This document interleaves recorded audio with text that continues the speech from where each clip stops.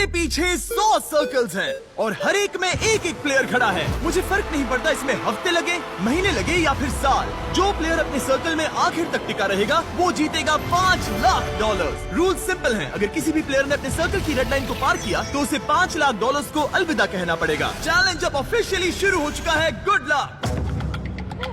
मेरे पीछे देखो, वो $5 लाख रखे हैं। मेरे पास तो टाइम ही टाइम है। अब से यही मेरा घर है, चाहे जो भी कर लो मुझे सर्कल से नहीं निकाल पाओगे। हाँ, वो $5 लाख सिर्फ और सिर्फ मेरे हैं। मैं 27 घंटे की फ्लाइट लेकर यहाँ पहुँचा हूँ तो कम से कम 27 घंटे यहाँ टिकना तो बनता है। यकीन मानो ये चैलेंज जितना दिखता है उससे कहीं ज्यादा मुश्किल है, क्योंकि सिर्फ 30 मिनट के अंदर ही ये हो गया।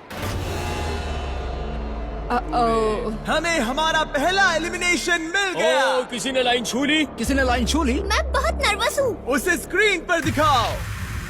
डीजे, तुमने अपना सर्कल टच किया, इसका मतलब तुम बाहर हो चुके हो। किसी न किसी को करना ही था, मुझे ये बलिदान चलेगा। ऑलराइट, तुम जा सकते हो। चैनलर, तुम सबसे पहले बाहर नहीं हुए, मुझे तुम पर गर्व है। मैं पहला नहीं था लेकिन सेकंड जरूर आऊंगा। रुको क्या? रुको वो। ऑलराइट, अब 2 लोग बाहर हो चुके हैं। और अगर आप सोच रहे हैं कि चैनलर और बाकी जाने पहचाने चेहरे इस चैलेंज में क्यों हैं? ऐसा इसीलिए है क्योंकि मेरे हर वीडियो के सबसे बड़े कंपेटिटर्स यहाँ आए हैं, मिस्टर बीस्ट के इतिहास के सबसे बड़े क्रॉसओवर को शूट करने। यहाँ हर कोई पहले भी मिस्टर बीस्ट वीडियो में आ चुका है। इन्हें पता है कि जीतने के लिए क्या चाहिए, इसलिए कंपटीशन बहुत टफ है। मैंने 1 से 100 वाला वीडियो देखा था। 42 सबसे बड़ा खतरा है। ये वही लड़की है जिसने प्लेटफॉर्म से कूदकर पूरे 99 लोगों को एलिमिनेट किया था। हाँ, क्या ये तुम्हारे जंगल वाले घर से भी बड़ा है? ये लिटरली मेरे और क्रिस के घर से बड़ा है। उसे भी मेरे साथ यहाँ डाल दो, मजा आएगा। और सबकी टी शर्ट के पीछे वो पैसे लिखे गए हैं जो उन्होंने पिछले वीडियोस में जीते और हारे थे। तो लैनन ने हारे हैं $2 लाख, $2.5 लाख, $10 लाख, $25 लाख का एक प्राइवेट जेट और क्यूब में $10 लाख। जिमी के साथ घूमना पसंद है क्योंकि वो मुझे फेलियर्स की याद दिलाता है। और अगला एलिमिनेशन चौंकाने वाले तरीके से हुआ जिसकी मैंने कल्पना भी नहीं की थी। अरे बिल्कुल नहीं।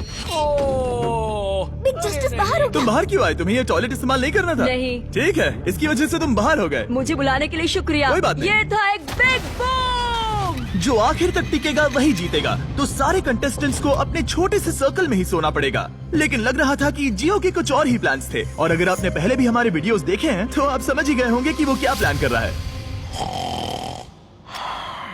मैं पहले भी ये गेम खेल चुका हूँ। सबको सोने से रोकने की कोशिश करना सच में काम कर रहा था। मैं जा रहा हूँ। गुड लक दोस्तों, मैं थक गया और अब घर जा रहा हूँ। ये बूढ़ों का खेल नहीं है, जवान लोगों का खेल है। ये वाला मेरे बस से बाहर है। और सिर्फ वही लोग नहीं थे, क्योंकि जब सब सो रहे थे तब 7 लोगों ने गलती से रेड लाइन टच कर दी। और उनमें से एक और कोई नहीं बल्कि काल था।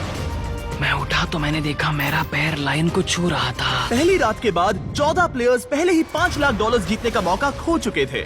और अब और भी लोग बाहर होंगे इस अगले गेम में जो सबका पसंदीदा गेम है। गार्ड्स, ब्लॉक्स ले आओ।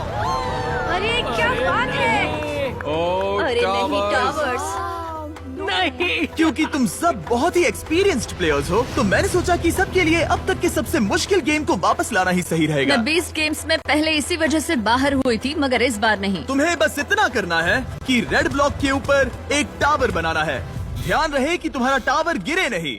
मैं कुछ मिनटों में वापस आऊंगा। मैंने ये 20 गेम में देखा था और ये बहुत मुश्किल लग रहा था। मुझे नहीं पता मैं ये कैसे करूँगा। मुझे नहीं लगता कि इसमें से बहुत से लोग बच पाएंगे। उम्मीद है मैं उनमें से एक ना रहूं, या उम्मीद है कि उनमें से एक रहूं। विल्डरनेस वाले वीडियो में तुम दोनों एक दूसरे के खिलाफ थे। क्या अब तुम साथ मिलकर काम कर रहे हो? अभी तो मुझे इस पर भरोसा है। क्या मैं कूद कर देख सकता हूँ या नहीं? हाँ। ऑलराइट, लेकिन अगर तुम इसे पकड़ोगे तो ये हट जाओ यहाँ से। सबको अपने टावर्स के बारे में कैसा लग रहा है?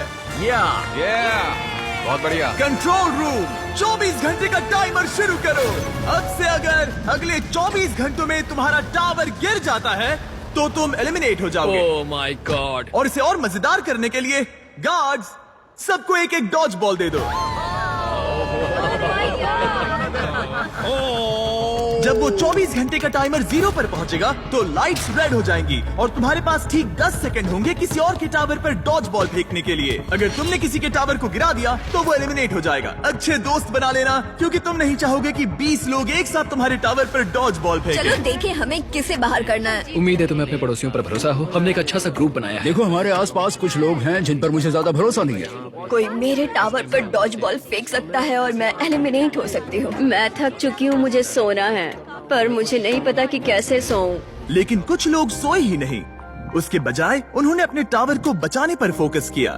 आज ऑफिशियली तीसरा दिन है और मुझे थोड़ा सा डर लग रहा है। ये इंडोरेंस का गेम है तो मैं बस यहाँ इंतजार कर रही हूँ। क्योंकि ये एक एंड्योरेंस चैलेंज है, कुछ लोगों ने गलती से रेड लाइन छू ही ली और एक प्लेयर तो लिटरली एक किशमिश की वजह से एलिमिनेट हो गया। इसने ना सिर्फ लाइन को छुआ बल्कि सर्कल को प्यार से सहलाया भी। वो किशमिश तुम्हें $5 लाख का पड़ा। लेकिन ज्यादातर वक्त दोस्त बनाने और ये तय करने में गया कि डॉज बॉल्स किस पर फेंकने चाहिए। यही दिक्कत है, हमें पता नहीं कौन किसके साथ है और कौन किसे बचाने वाला है। वो पल आने ही वाला है। यो, हम किस पर फेंकने का सोच रहे हैं? जेरेमी, मैंने उसे टीवी पर देखा था। मुझे लगता है उसे बेहतर फैसले लेने मेरी चाहिए थे। हिट लिस्ट में कुछ लोगों के नाम हैं और वो है रेन। मुझे पता है योगो कुछ नहीं करने वाला, लेकिन उसके अलावा गलती से भी करेगा क्या? लगभग 24 घंटे अपने टावर्स की रखवाली करने के बाद आखिरकार सिर्फ 1 मिनट बाकी है। तुम सबके पास काफी वक्त था दोस्त बनाने, स्ट्रैटेजी सोचने और अपने दोस्तों को पहचानने के लिए।